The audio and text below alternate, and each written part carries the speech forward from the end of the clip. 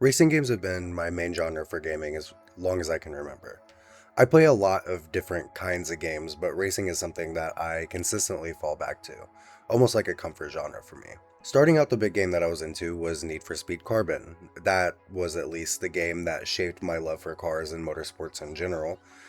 Carbon was an unapologetic, dark, illegal street racing game known best for its customization and mountain passes. You can still find clips of Gold Valley Run going viral to this day. The mountain passes and the cars that drove it were just iconic. This shaped me into somebody who enjoyed street racing and drifting. I didn't care for the quite literally corporate sports cars that went in oddly shaped circles for multiple hours. At least that's what I thought as a kid. So, drift and street racing games became a huge part of my rotation. Between all the platforms I played it on, I easily have thousands of hours in CarX. But I still wasn't completely driving. Everything was style to me. And to be honest, it still kinda is, but we'll get there. Eventually, Assetto Corsa starts to become incredibly popular, and sim racing is the massive rage.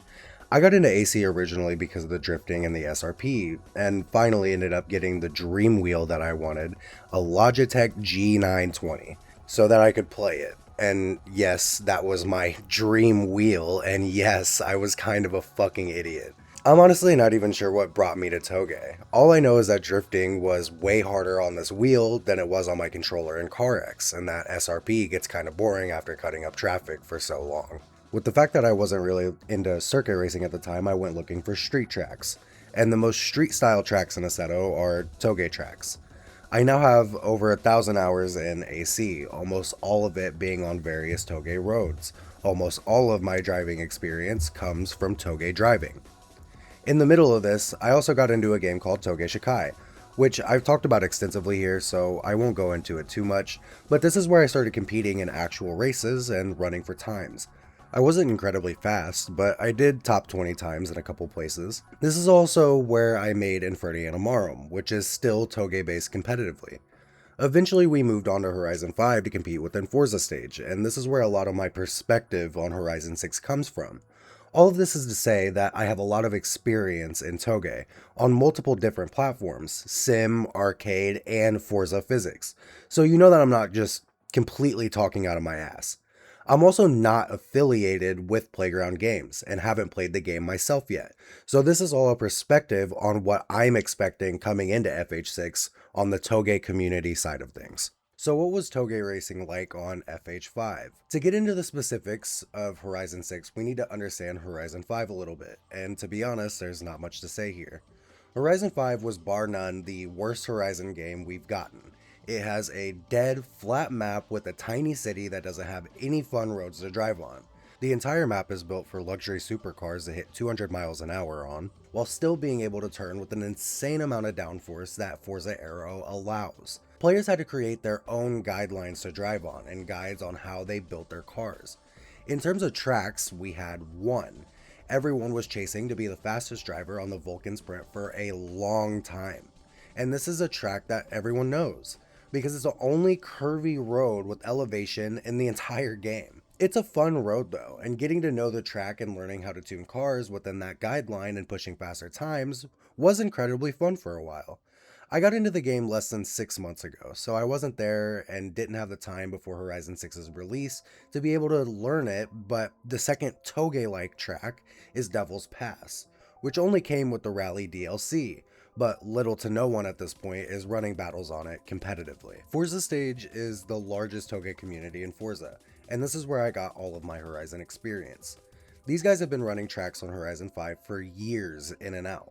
With my team IA, we ended up running in the final Touge tournament for Horizon 5, dropping out about halfway in the pack of teams in 4th place. Forza Stage took the usual stigma of bad driving in Forza games and rips it out immediately.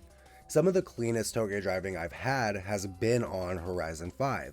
This shit is leagues better than the people you'll come across in the average Touge Union server. But why is that? Simply put, Horizon's physics, along with their stronger cars, are incredibly easy compared to other racing games. Once you have the right car on the right tune on Vulcan, you're easily hitting an average pace of 54s. But that's not to discredit some of the faster drivers who are participating within Forza Stage's guidelines. Because once again, with the right tools, a fast, experienced driver is throwing sub 50s on this track. Not to mention fast drivers using off-meta cars to hit competitive pace. It's an incredibly easy to learn, but hard to master physics system. What about Horizon 6? Well, first let's start with what Horizon 5 suffered from most, which were the tracks. Here we already have 4 real-world inspired Touge tracks: Akana, Hakone Nanamagiri, Bandai Azuma, and Norikura Skyline, and that doesn't even include the tracks the community will sketch out and run competitively. There's already a ton to do in this game for the Touge community, purely based on the car selection and tracks. Speaking of car customization, it looks better, but it still sucks. Some of these cars still only have 1 to 2 body kits. Forza Aero isn't something we typically use due to the downforce changing the car so much, and most Forza Edition cars will be too high of a spec for us to battle competitively. And even then, we'd all be running the same customized cars just with different colors and stickers, which is kind of the same thing we do now, but it still doesn't make the car yours. Not in the same way that even Need for Speed Unbound allows, and that game is an absolute stinker. In terms of how cars will be, or rather should be, balanced by the community, is changing quite a bit. This is because the PI for cars has now been shifted for each class to make room for an extra category of R-class cars. Usually, we casually run A-class 800 cars and competitively run A-class cars that have some specific PIs, like the R33 being nerfed to 793 rather than the full 800. This is to allow all cars within A-Class to run within similar acceleration and top speeds, while having individual handling characteristics that make some cars better or worse than others, at least within certain circumstances. Which brings back the feeling of cars actually having character, rather than every car running slick tires with V8 engine swaps to hit 250 miles an hour in 3 seconds or less, while having the same lat Gs as an F1 car. However this game ends up feeling in terms of speed and PI, the community will come up with a solution to the atrocious class balancing that Playground usually provides. Regardless of PIs and tuning, we have the Touge Showdown and the Spec Racing game mode, which allow us to hopefully matchmake Touge 1v1s with other players, and Spec Racing is with everyone in the same stock car, which sounds like we might finally have actually fun competitive racing in FH6. I'm super excited to run both of these modes, and hopefully it actually gives a fun competitive experience. Everything with this game and what makes it or breaks it is going to come down to the physics, and with what we've heard, I think it'll feel relatively the same as Horizon 5, but with less forgiveness on the brakes, and possibly mid-corner in a car that isn't running slick tires. Horizon 5 had an extremely heavy all-wheel drive meta, especially on a long, windy uphill course like the Vulcan Sprint, and I'm really hoping that rear-wheel drive will be a lot more viable in the next game, but that's hopes, not what is actually realistic. What's realistic, though, is another all-wheel drive meta. If cars are less forgiving on the brakes, it makes the all-wheel drive's already superior exit speed even more superior. I've heard good things about Horizon 6's wheel support, and the added animated rotation is nice. I still don't understand why we can't animate up to 900 degrees or even 1080 when games over a decade older are able to do this flawlessly, but whatever. All I'm really hoping for is an accurate representation of how these cars feel on asphalt, rather than the super disconnected and arcadey feeling of Horizon on wheel. But again, that's all hopes. So what are my expectations for FH6?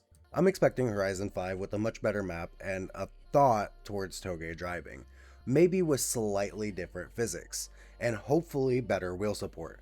I think it'll be a good game, and I could definitely see myself running it competitively for quite a while, especially if it feels good on wheel. On the other hand, I could also see it being another half-baked title in the Forza franchise, and I'm definitely not expecting a smooth multiplayer experience on launch, but we'll see what happens.